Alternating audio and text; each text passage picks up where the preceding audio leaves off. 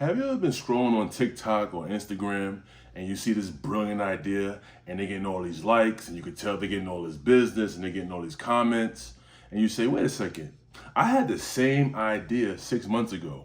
And what happened? You didn't execute on it. And then now someone else had the same idea. They say great minds think alike. They had the same idea, and you know what they did? They executed. They probably got the patent, they probably got the trademark, and whatever they needed to make it all theirs. And that was your idea. That was an idea that God downloaded into your software and you didn't execute. Now you got to wait, God knows how long, for another idea to come. You know why? Because you procrastinated. You want to know why you procrastinated? Because you have your priorities out of line. No, don't feel bad because I'm the same way. I have my priorities out of line. You know, I did a video on DoorDash, right? Not too long ago.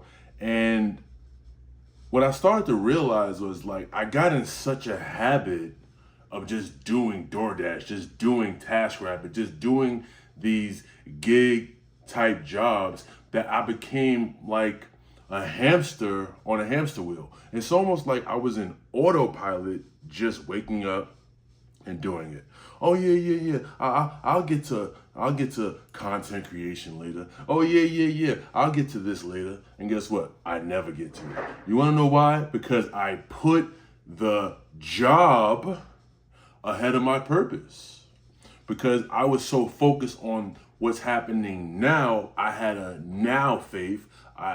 Actually, it wasn't even a now faith. I had a visual faith. Like I was only believing in what I was actually seeing. Like if I wasn't able to literally touch it today, I didn't want to do it. And then I'll say, okay, by the time I finish this job, I'll work 4 hours, I'll work 6 hours, and then I'm gonna go home, and then I'm working my business. And you know what happens when I go home? Nothing. I go in the kitchen, I get something to drink, and then I get a little snack, then I put on the game, you know what I'm saying? And now I'm saying, oh, you know what I'm gonna do? I'm gonna take a little power nap. Isn't the power nap perfect? I'm gonna take a little 5-minute, little 10-minute nap. 3 hours later, you wake up, you're groggy, and what do? You go back to the kitchen and you get something to eat again, and now you get the itis. And for those that don't know what the itis is when you eat something and then you get tired. I can't say the full word, but you can fill in the blanks. What happens is you are misplacing your energy. You're not putting your purpose first. You're putting your job first. You're putting the right now first. You don't have no faith. You don't believe in no vision because you don't have no vision. Oh yeah, I got a vision. No, you don't. And if you do have a vision, you don't really believe in it. Because when you believe in something, you act on it, period. The reason why you continuously go to that job is because you believe after this 80-hour pay period, you're going to get paid. If you didn't believe that paycheck was going to show up, you wouldn't go to that job. Matter of fact, go to work, right? And let that check not be there too. Let that check not be there in 2 weeks. Let that check not be there at the end of the month. Somebody's getting a phone call. Somebody's HR department, finance department, somebody's getting somebody's manager. I don't know who. Whoever divvies out the checks, they getting a visit from somebody.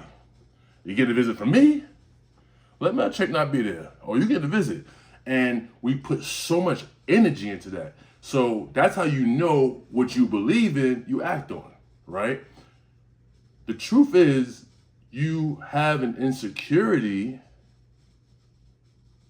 that you don't truly believe that you could fulfill the idea in your head. I don't know what it is. Maybe it's a self-talk. Maybe there was something that happened when you were younger. And it's so funny, when I decided to make this video, this wasn't the direction I was going, but I'm just gonna let it flow.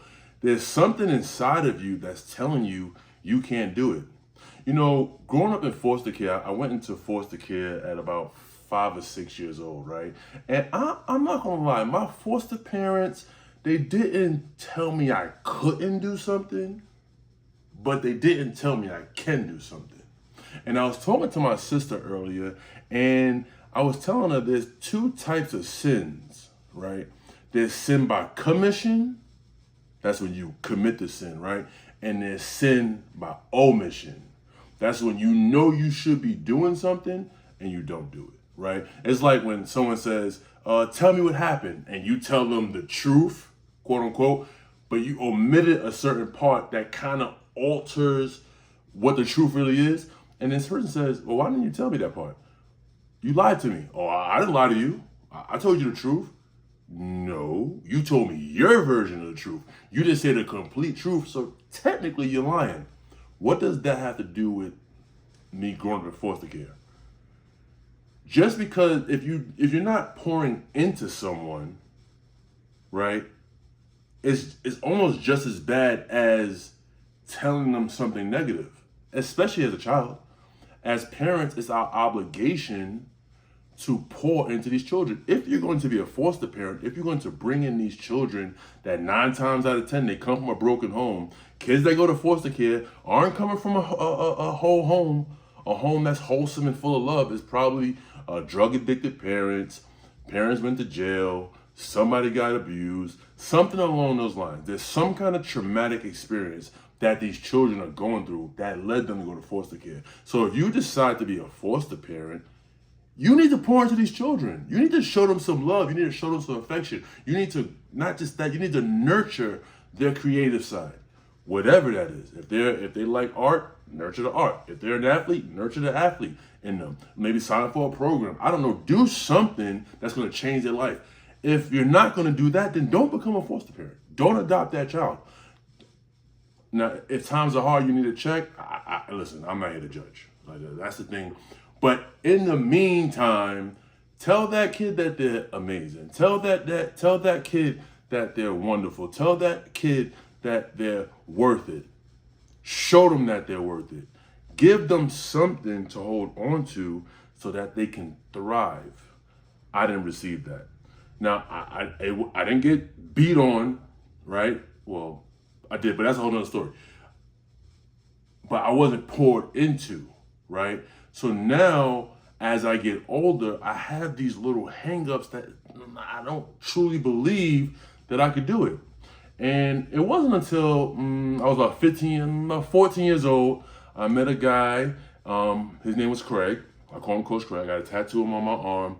And when I met him, he was just so amazing because, one, he was a basketball coach and he played on a basketball team. I love basketball. But this guy would just tell me so many amazing things. He would say, you're the best. You got a great character. You're going to be a great man. You're going to be a great father. You're going to be a great husband. You got to believe in yourself. You're an amazing basketball player. This guy was just throwing all this love inside of me, right? He was really pouring into my soul. And I just became so confident. I just became super confident. So for those of you that are parents or aunts, uncles, you have teachers, if you have anything or any kind of hand or any kind of impact on a child, pour into that child. Even if you don't mean it, just say it. Because the child will receive it and it's going to train their subconscious mind. Now let's get back to the topic, the reason why you're not creating. But that is the foundation of it. So you need to, whether it's therapy, prayer, fasting, whatever you have to do to get through that block, do it. Because you're giving your energy. I'm giving my energy, because this is a we thing. We're teammates, right? We're on the same team. We're going towards the same goal, which is freedom. We're giving our energy to a job that was created by someone else to leave for their grandchildren. That paycheck that you're getting once you die, because you're going to die, I'm going to die, we're going to die, your child is not going to get that. So that little idea that you have in your head, this idea that I have in my head, we have to get it out. We have to create it. We have to make it tangible. Right now, if it's in your mind, it's intangible. Intangible means you can't touch it. Tangible means you can touch it. You have to do that. Stop saying you're going to do it tomorrow. So here are 3 steps that can help you get to that point. Step number one, what is your purpose? Like, really, what are you meant to do? And there's a movie, and it's a very popular movie. It's called Lord of the Rings. You know, with Smeagol. Oh, my precious. You know, when he had the ring, he was getting crazy. Oh, my precious. Smeagol was wild. Like, he was ready to die for that thing. That was his purpose. His only purpose was to get that ring. This dude died. Like, if you've seen the movie, he had the ring, and when he got the ring, this dude jumped into a volcano for the ring. He jumped into a volcano. He fought to death, and he basically jumped into a volcano, into lava for the ring. And you know what? He was so happy. Even though he was getting burnt up by that lava, he was so happy. The question is, are you willing to jump into lava for your purpose?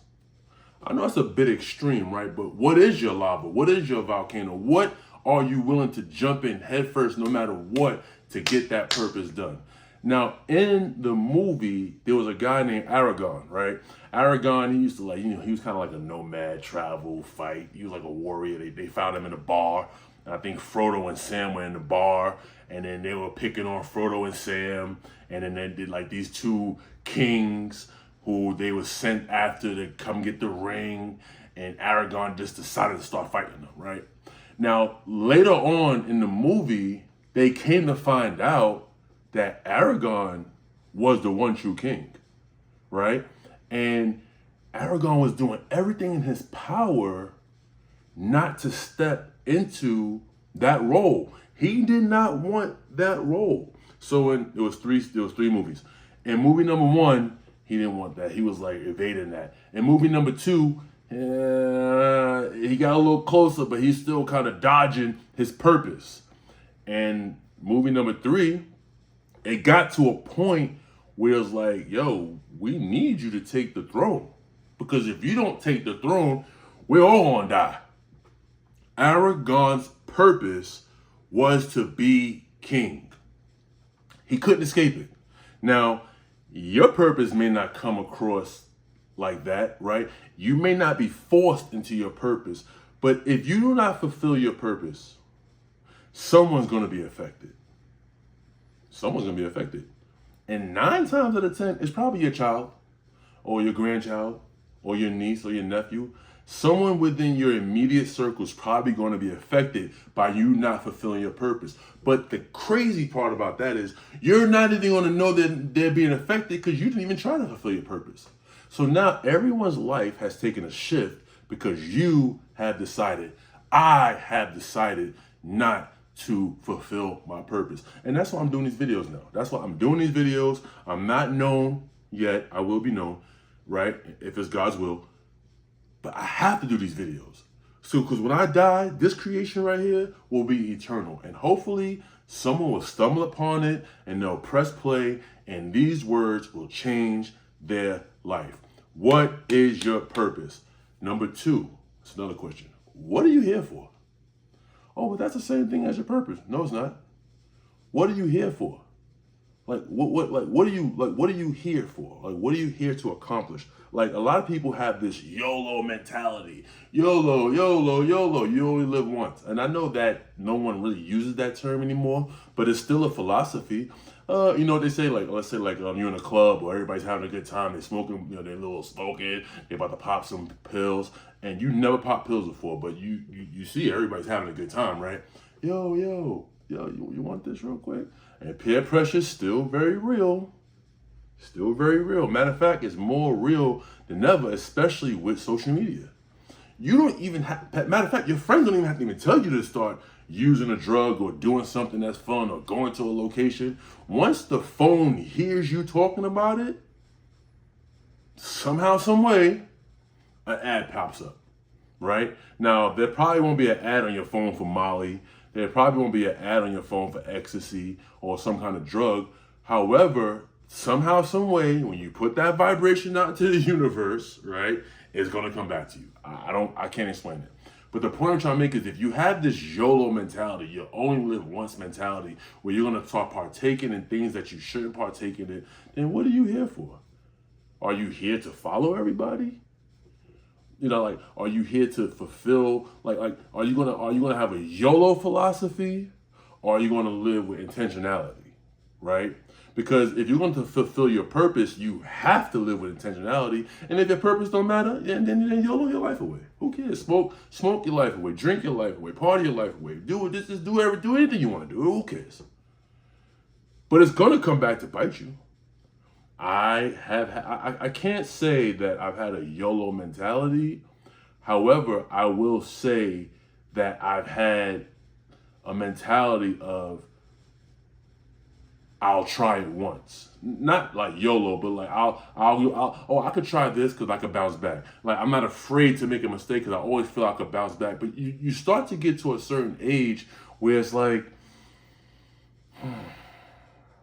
I don't think I'm gonna try that. I don't think that's a good idea. Because when you're younger, right? I'm 39 years old.